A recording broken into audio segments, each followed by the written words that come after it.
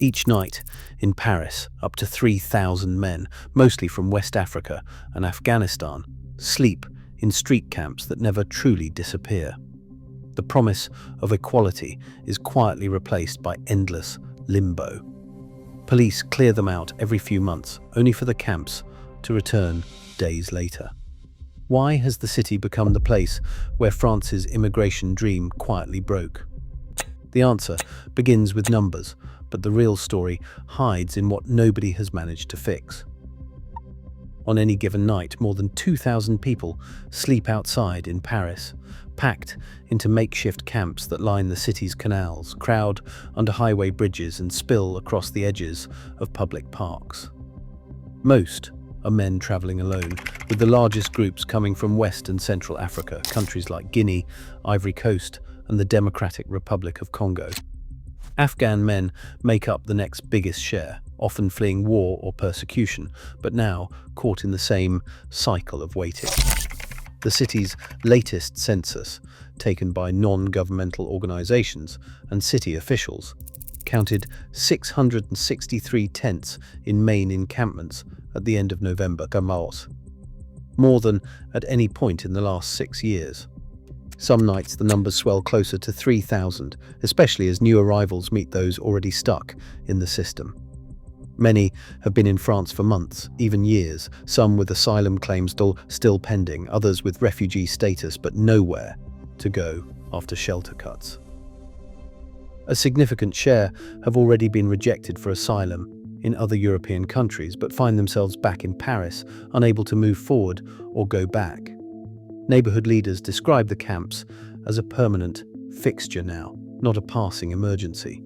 A resident near Canal Saint-Martin says that they used to call it a crisis. Now it is just part of daily life.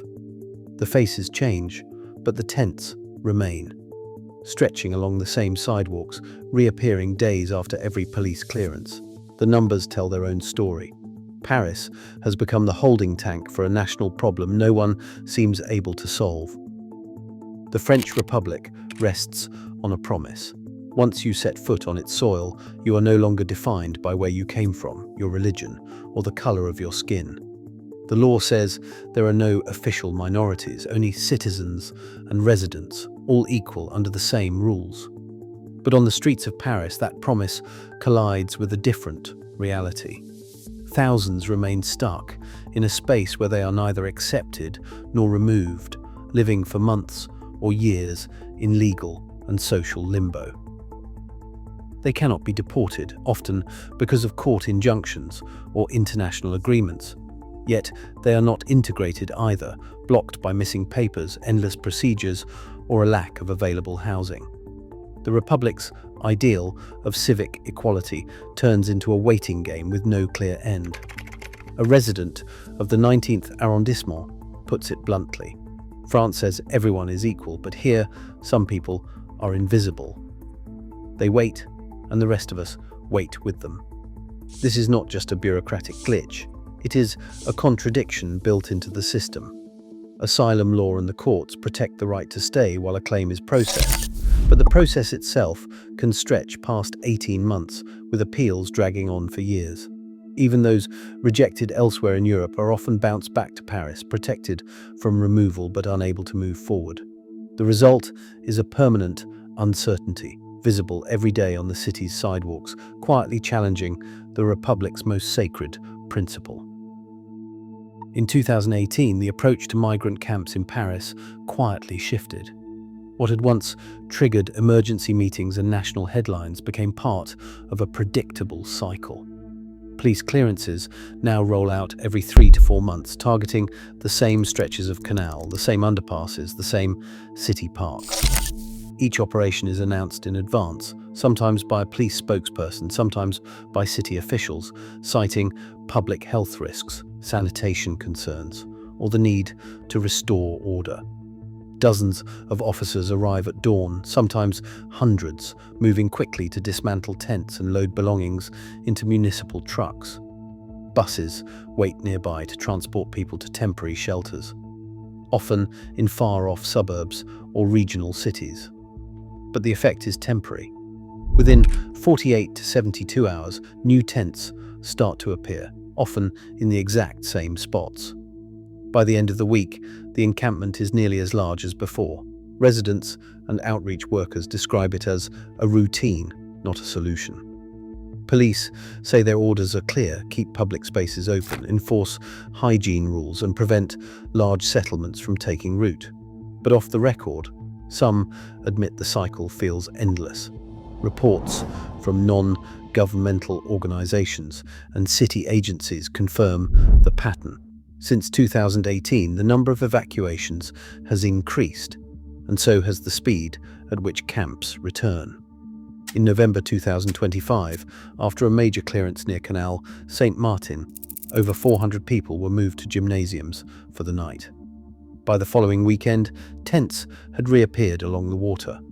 The story repeats itself every few months with little change in the underlying numbers.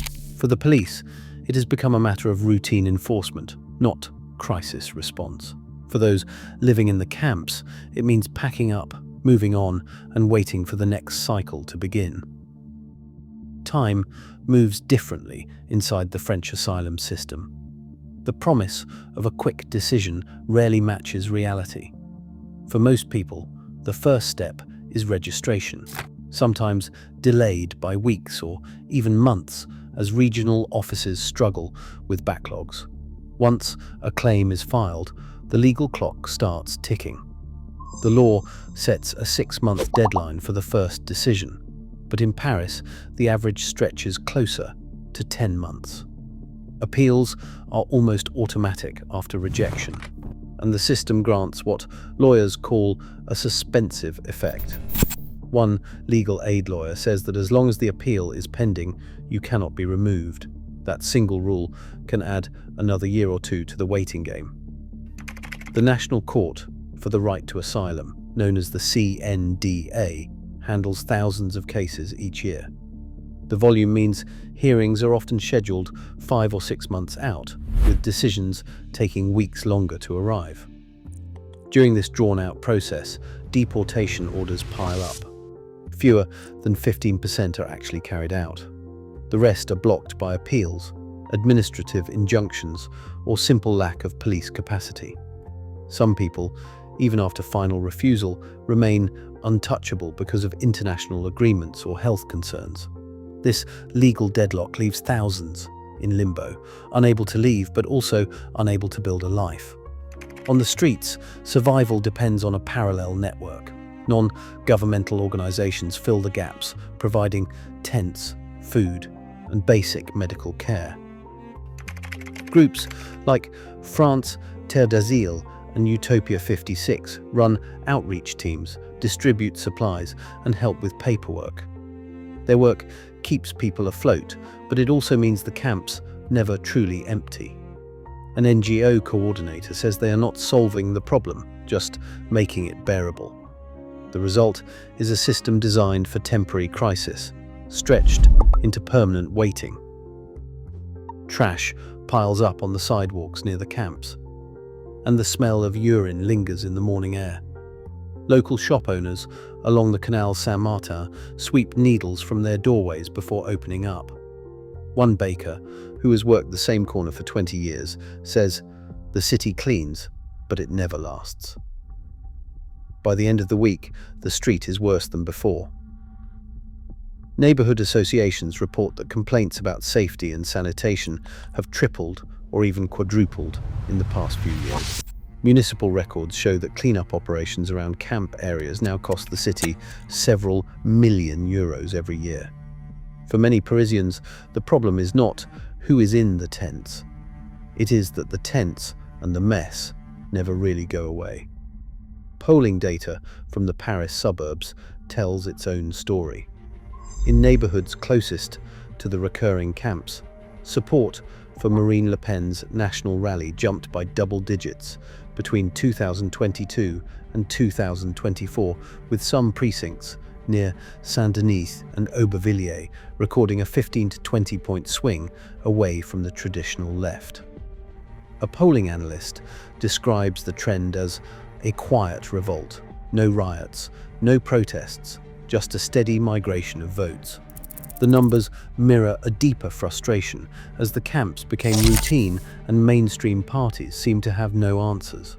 The Macron government responded by quietly toughening its language on immigration and making police clearances standard policy. But these moves did little to stem the political tide. For the first time, Paris's left-leaning suburbs began to shift, not with slogans, but with ballots. The city's unresolved waiting game now shapes the national debate, one vote at a time. Today, Paris stands as a living contradiction, caught between humanitarian ideals and political limits, with thousands trapped in the gap. As deportation rates stay below 15% and camps reappear within days, the city mirrors a choice France still refuses to make. The wait and the question remain.